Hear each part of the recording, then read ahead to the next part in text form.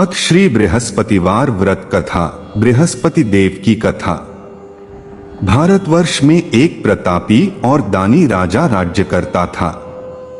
वह नित्य गरीबों और ब्राह्मणों की सहायता करता था।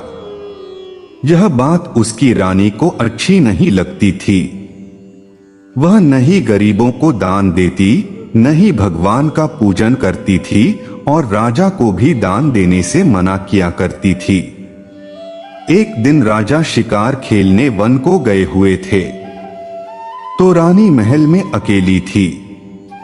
उसी समय बृहस्पति देव साधु वेश में राजा के महल में भिक्षा के लिए गए और भिक्षा मांगी। रानी ने भिक्षा देने से इनकार किया और कहा, हे साधु महाराज, मैं तो दान पुण्य से तंग आ गई हूं। मेरा पति सारा धन लुटाते रहते हैं। मेरी इच्छा है कि हमारा धन नष्ट हो जाए, फिर न रहेगा बांस न बजेगी बांसुरी। साधु ने कहा, देवी तुम तो बड़ी विचित्र हो। धन संतान तो सभी चाहते हैं, पुत्र और लक्ष्मी तो पापी के घर भी होने चाहिए। यदि तुम्हारे पास अधिक धन है तो भूखों को भोजन दो, प्यासों के लिए प्याऊ बनवाओ, मुसाफिरों के लिए धर्मशालाएं खुलवाओ। जो निर्धन अपनी कुंवारी कन्याओं का विवाह नहीं कर सकते, उनका विवाह करा दो। ऐसे और कई काम हैं जिनके करने से तुम्हारा यश लोक परलोक में फैलेगा। परंतु रानी पर उपदेश का कोई प्रभाव न पड़ा। वह बोली, महाराज आप मुझे कुछ न समझाएं। मैं ऐसा धन नहीं चाहती जो हर जगह बांटती फिरूं।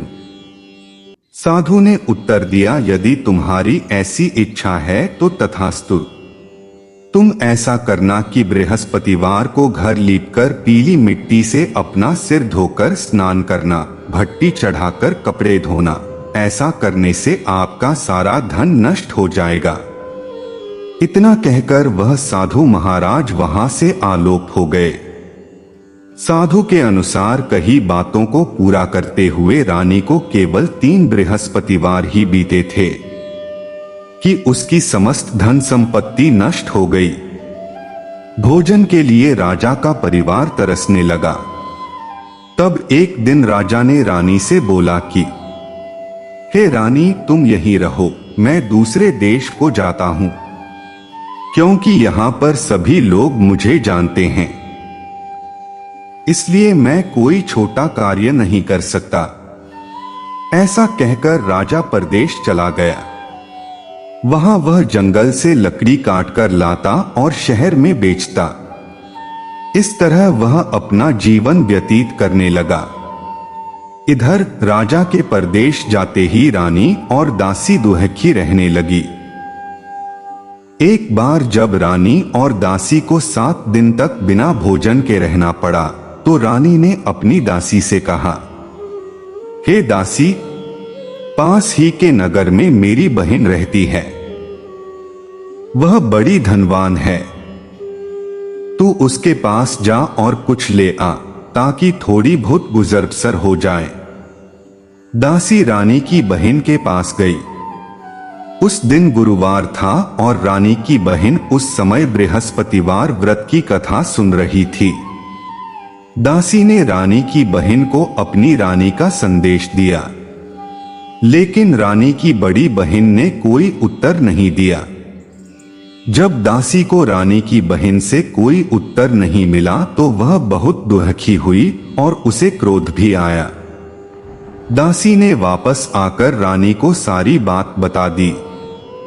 सुनकर रानी ने अपने भाग्य को कोसा।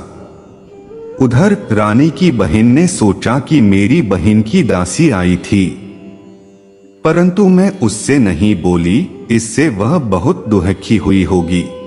कथा सुनकर और पूजन समाप्त करके वह अपनी बहन के घर आई और कहने लगी, हे बहन, मैं बृहस्पतिवार का व्रत कर रही थी। तुम्हारी दासी मेरे घर आई थी, परंतु जब तक कथा होती है तब तक न तो उठते हैं और न ही बोलते हैं, इसलिए मैं नहीं बोली। कहो दासी क्यों गई थी? रानी बोली, बहन तुमसे क्या छिपाऊं, हमारे घर में खाने तक को अनाज नहीं था। ऐसा कहते कहते रानी की आंखें भर आई। उसने दासी समेत पिछले 7 दिनों से भूखे रहने तक की बात अपनी बहन को विस्तार पूर्वक सुना दी। रानी की बहन बोली, देखो बहन, भगवान बृहस्पति देव सबकी मनोकामना को पूर्ण करते हैं। देखो शायद तुम्हारे घर में अनाज रखा हो।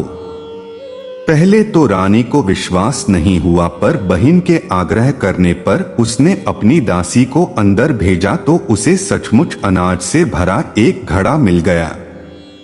यह देखकर दासी को बड़ी हैरानी हुई।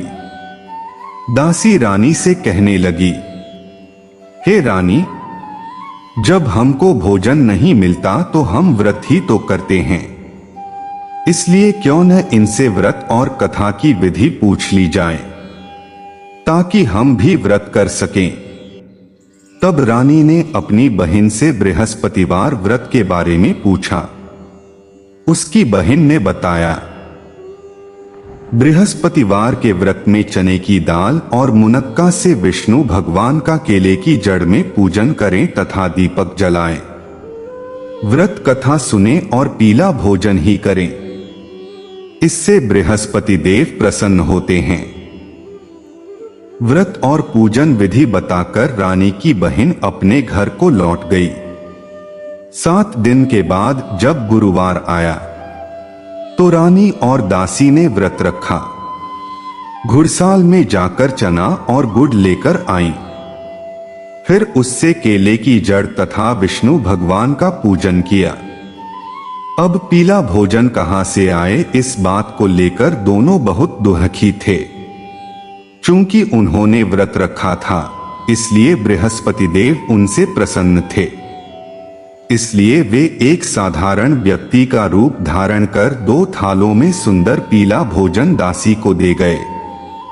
भोजन पाकर दासी प्रसन्न हुई और फिर रानी के साथ मिलकर भोजन ग्रहण किया। उसके बाद वे सभी गुरुवार को व्रत और पूजन करने लगी। बृहस्पति भगवान की कृपा से उनके पास फिर से धन संपत्ति आ गई, परंतु रानी फिर से पहले की तरह आलस्य करने लगी।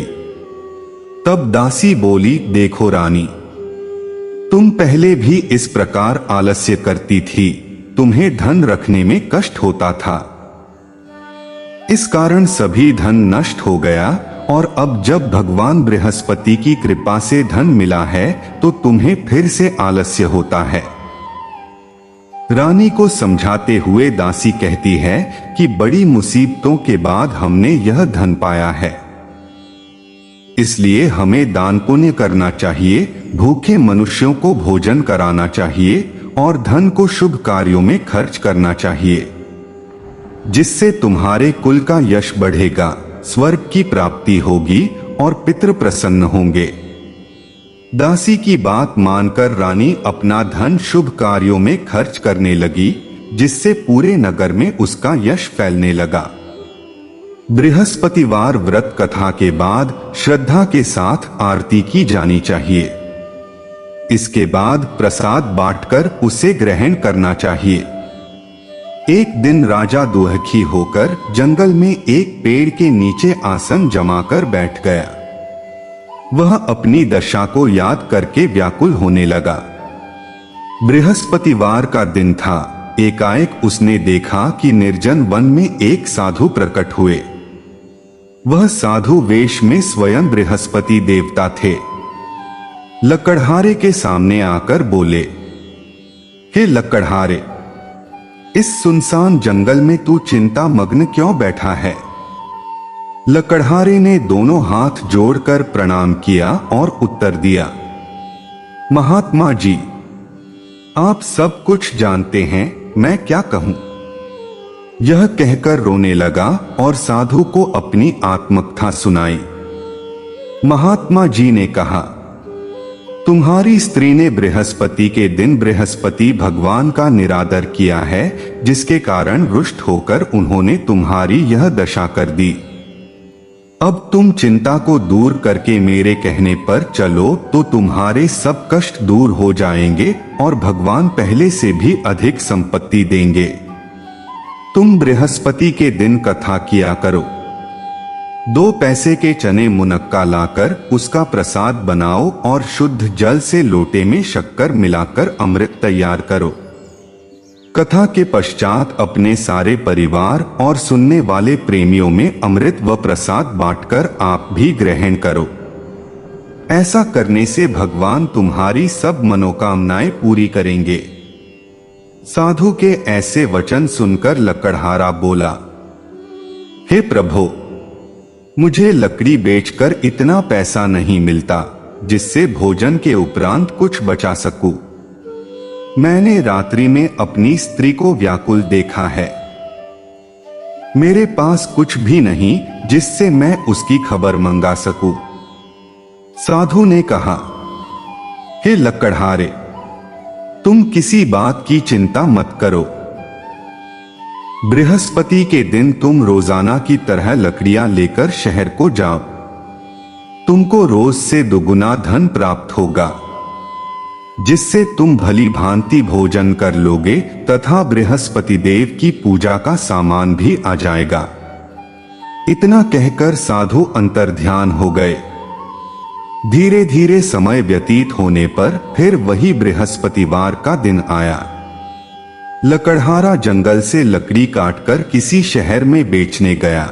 उसे उस दिन और दिन से अधिक पैसा मिला। राजा ने चना गुड़ आदि लाकर गुरुवार का व्रत किया। उस दिन से उसके सभी क्लेश दूर हुए, परंतु जब दोबारा गुरुवार का दिन आया तो बृहस्पतिवार का व्रत करना भूल गया। इस कारण बृहस्पति भगवान नाराज हो गए। उस दिन उस नगर के राजा ने विशाल यज्ञ का आयोजन किया तथा शहर में यह घोषणा करा दी कि कोई भी मनुष्य अपने घर में भोजन न बनावे न आग जलावे, समस्त जनता मेरे यहाँ भोजन करने आवे। इस आज्ञा को जो न मानेगा उसे फांसी की सजा दी जाएगी। इस तरह की घोषणा संपूर्ण नगर में करवा दी गई।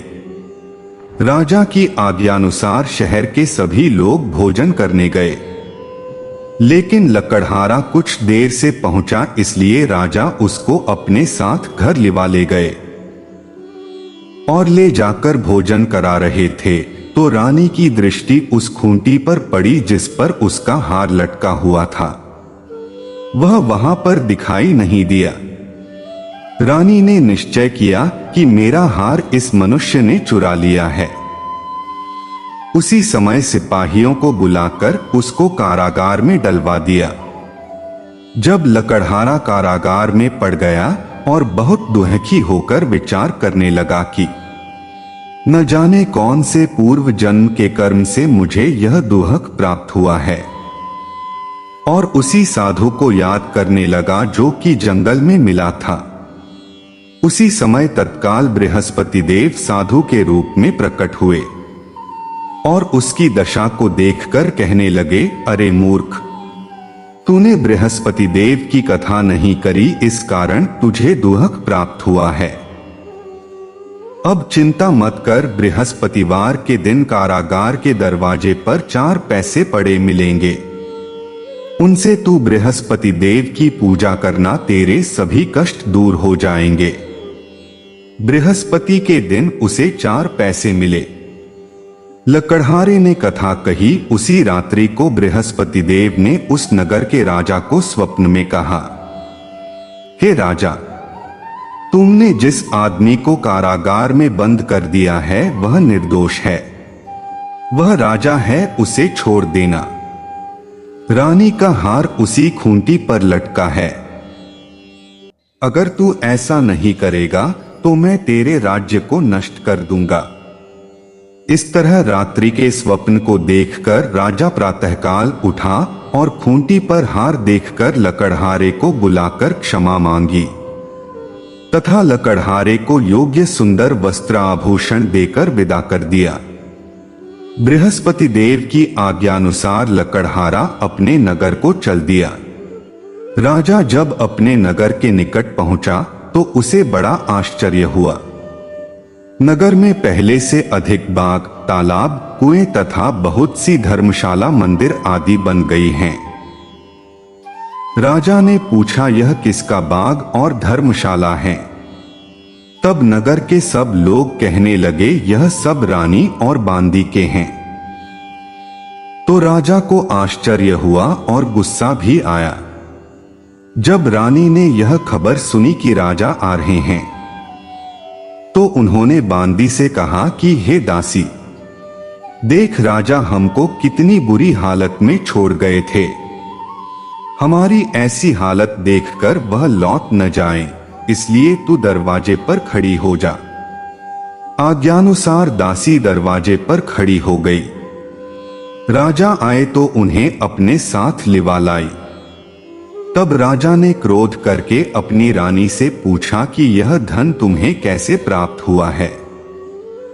तब उन्होंने कहा, हमें यह सब धन बृहस्पति देव के इस व्रत के प्रभाव से प्राप्त हुआ है। राजा ने निश्चय किया कि 7 रोज बाद तो सभी बृहस्पति देव का पूजन करते हैं, परंतु मैं प्रतिदिन दिन में 3 बार कहानी तथा रोज व्रत किया करूंगा। अब हर समय राजा के दुपट्टे में चने की दाल बंधी रहती तथा दिन में 3 बार कहानी कहता। एक रोज राजा ने विचार किया कि चलो अपनी बहन के यहां हो आवें। इस तरह निश्चय कर राजा घोड़े पर सवार हो अपनी बहन के यहां को चलने लगा। मार्ग में उसने देखा कि कुछ आदमी एक मुर्दे को लिए जा रहे हैं। उन्हें रोककर राजा कहने लगा, अरे भाइयों, मेरी बृहस्पति देव की कथा सुन लो। वे बोले, लो, हमारा तो आदमी मर गया है, इसको अपनी कथा की पड़ी है। परंतु कुछ आदमी बोले, अच्छा कहो, हम तुम्हारी कथा भी सुनेंगे। राजा ने दाल निकाली और जब कथा आधी हुई थी कि मुर्दा हिलने लग गया, और जब कथा समाप्त हो गई तो राम राम करके मनुष्य उठकर खड़ा हो गया। आगे मार्ग में उसे एक किसान खेत में हल चलाता मिला। राजा ने उसे देख और उससे बोले, अरे भैया, तुम मेरी बृहस्पतिवार की कथा सुन लो। किसान बोला, जब तक मैं तेरी कथा सुनूंगा तब तक 4 हरिया जोत लूंगा। जा अपनी कथा किसी और को सुनाना। इस तरह राजा आगे चलने लगा। राजा के हटते ही बैल पछाड़ खाकर गिर गए तथा किसान के पेट में बड़ी जोर का दर्द होने लगा। उस समय उसकी मां रोटी लेकर आई। उसने जब यह देखा तो अपने पुत्र से सब हाल पूछा और बेटे ने सभी हाल कह दिया। तो बुढ़िया दौड़ी दौड़ी उस घुड़सवार के पास गई और उससे बोली कि मैं तेरी कथा सुनूंगी, तू अपनी कथा मेरे खेत पर चलकर ही कहना। राजा ने बुढ़िया के खेत पर जाकर कथा कही, जिसके सुनते ही वह बैल उठ खड़ हुए तथा किसान के पेट का दर्द भी बंद हो गया। राजा अपनी बहन के घर पहुंचा। बहन ने भाई की खूब मेहमानी की। दूसरे रोज प्रातःकाल राजा जगा तो वह देखने लगा कि सब लोग भोजन कर रहे हैं।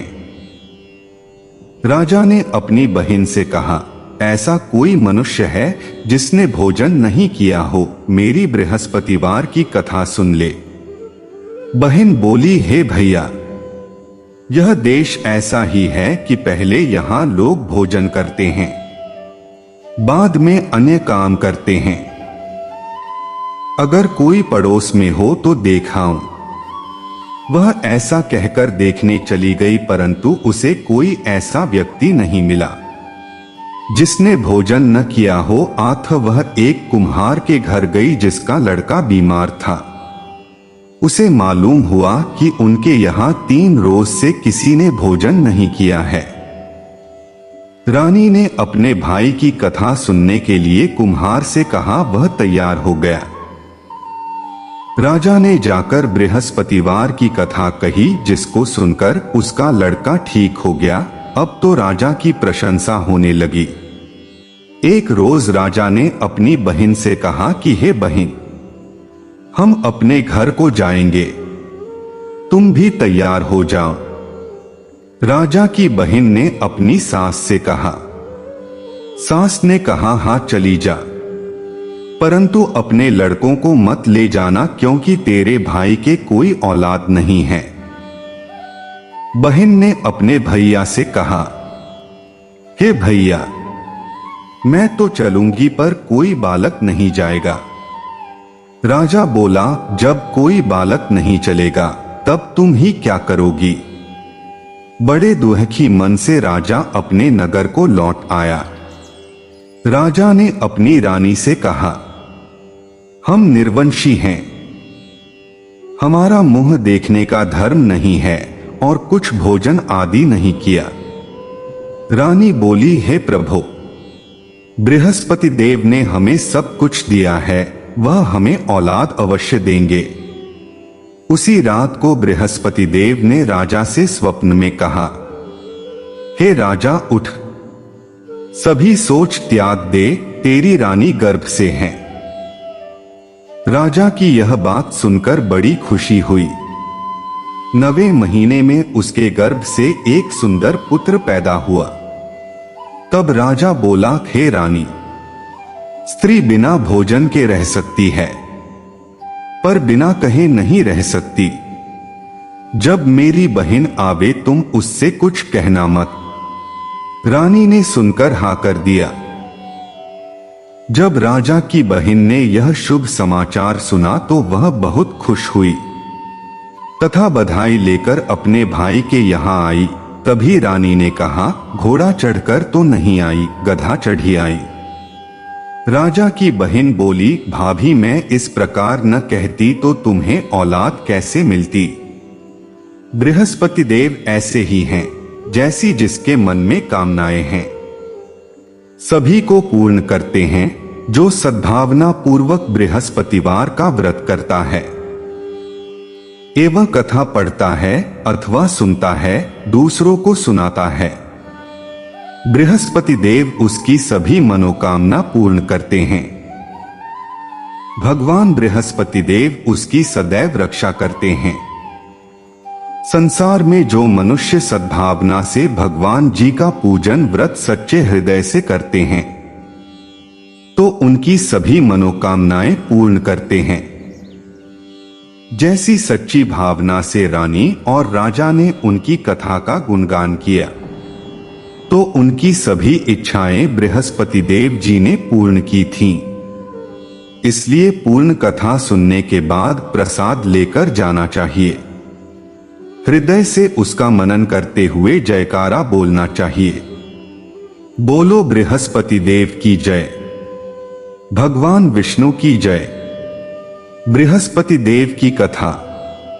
प्राचीन काल में एक ब्राह्मण रहता था। वह बहुत निर्धन था, उसके कोई संतान नहीं थी। उसकी स्त्री बहुत मलिनता के साथ रहती थी। वह स्नान न करती, किसी देवता का पूजन न करती। इससे ब्राह्मण देवता बड़े दुखी थे। बेचारे बहुत कुछ कहते थे किंतु उसका कुछ परिणाम न निकला। भगवान की कृपा से ब्राह्मण की स्त्री के कन्या रूपी रत्न पैदा हुआ। कन्या बड़ी होने पर प्रातः स्नान करके विष्णु भगवान का जाप व बृहस्पतिवार का व्रत करने लगी। अपने पूजन पाठ को समाप्त करके विद्यालय जाती तो अपनी मुट्ठी में जौ भर के ले जाती और पाठशाला के मार्ग में डालती जाती। तब ये जौ स्वर्ण के जो जाते लौटते समय उनको बीन कर घर ले आती थी। एक दिन वह बालिका सूप में उस सोने के जौ को फटक कर साफ कर रही थी कि उसके पिता ने देख लिया और कहा, हे बेटी, सोने के जौ के लिए सोने का सूप होना चाहिए। दूसरे दिन बृहस्पतिवार था। इस कन्या ने व्रत रखा और बृहस्पति देव से प्रार्थना करके कहा, मैंने आपकी पूजा सच्चे मन से की हो तो मेरे लिए सोने का सूप दे दो। बृहस्पति देव ने उसकी प्रार्थना स्वीकार कर ली। रोजाना की तरह वह कन्या जौ फैलाती हुई जाने लगी। जब लौटकर जौ बीन रही थी तो बृहस्पति देव की कृपा से सोने का सूप मिला। उसे वह घर ले आई और उसमें जौ साफ करने लगी, परंतु उसकी मां का वही ढंग रहा। एक दिन की बात है कि वह कन्या सोने के सूप में जौ साफ कर रही थी। उस समय उस शहर का राजपुत्र वहां से होकर निकला। इस कन्या के रूप और कार्य को देखकर मोहित हो गया तथा अपने घर आकर भोजन तथा जल त्याग कर उदास होकर लेट गया। राजा को इस बात का पता लगा तो अपने प्रधानमंत्री के साथ उसके पास गए और बोले, हे बेटा, तुम्हें किस बात का कष्ट है? किसी ने अपमान किया है अथवा और कारण हो सो कहो, मैं वही कार्य करूंगा जिससे तुम्हें प्रसन्नता हो। अपने पिता की राजकुमार ने बातें सुनी तो वह बोला, मुझे आपकी कृपा से किसी बात का दुख नहीं है, किसी ने मेरा अपमान नहीं किया है, परंतु मैं उस लड़की से विवाह करना चाहता हूं जो सोने के सूप में जौ साफ कर रही थी। यह सुनकर राजा आश्चर्य में पड़ गया और बोला, हे बेटा, इस तरह की कन्या का पता तुम ही लगा, मैं उसके साथ तेरा विवाह अवश्य ही करवा दूंगा। राजकुमार ने उस लड़की के घर का पता बतलाया। तब मंत्री उस लड़की के घर गए और ब्राह्मण देवता को सभी हाल बतलाया। ब्राह्मण देवता राजकुमार के साथ अपनी कन्या का विवाह करने के लिए तैयार हो गए तथा विधि विधान के अनुसार ब्राह्मण की कन्या का विवाह राजकुमार के साथ हो गया। कन्या के घर से जाते ही पहले की भांति उस ब्राह्मण देवता के घर में गरीबी का निवास हो गया। अब भोजन के लिए भी अन्न बड़ी मुश्किल से मिलता था। एक दिन दुखी होकर ब्राह्मण देवता अपनी पुत्री के पास गए। बेटी ने पिता की दुखी अवस्था को देखा और अपनी मां का हाल पूछा। तब ब्राह्मण ने सभी हाल कहा। कन्या ने बहुत सा धन देकर अपने पिता को विदा कर दिया। इस तरह ब्राह्मण का कुछ समय सुखपूर्वक व्यतीत हुआ। कुछ दिन बाद फिर वही हाल हो गया। ब्राह्मण फिर अपनी कन्या के यहाँ गया और सारा हाल कहा तो लड़की बोली, हे पिताजी, आप माताजी को यहाँ लिवा लाओ, मैं उसे विधि बता दूंगी जिससे गरीबी दूर हो जाए। वह ब्राह्मण देवता अपनी स्त्री को साथ लेकर पहुंचे तो अपनी मां को समझाने लगी, हे मां, तुम प्रातःकाल प्रथम स्नानादि करके विष्णु भगवान का पूजन करो तो सब दरिद्रता दूर हो जाएगी। परंतु उसकी मांग ने एक भी बात नहीं मानी और प्रातःकाल उठकर अपनी पुत्री के बच्चों की जूठन को खा लिया। इससे उसकी पुत्री को भी बहुत गुस्सा आया और एक रात को कोठरी से सभी सामान निकाल दिया और अपनी मां को उसमें बंद कर दिया। प्रातःकाल उसे निकाला तथा स्नानादि करा के पाठ करवाया तो उसकी मां की बुद्धि ठीक हो गई और फिर प्रत्येक बृहस्पतिवार को व्रत रखने लगी। इस व्रत के प्रभाव से उसके माँ बाप बहुत ही धनवान और पुत्रवान हो गए और बृहस्पति जी के प्रभाव से इस लोक के सुख भोग कर स्वर्ग को प्राप्त हुए। सब बोलो विष्णु भगवान की जय, बोलो बृहस्पति देव की जय। अगर आपको यह कथाएं पसंद है तो कृपया आप मेरे इस YouTube चैनल पौराणिक कथाएं को अपना सहयोग दें और इसे शेयर, लाइक या कमेंट जरूर करें। कृपया अपने किसी भी तरह के सुझावों अथवा विचारों को हमारे साथ अवश्य शेयर करें और कमेंट करें। धन्यवाद।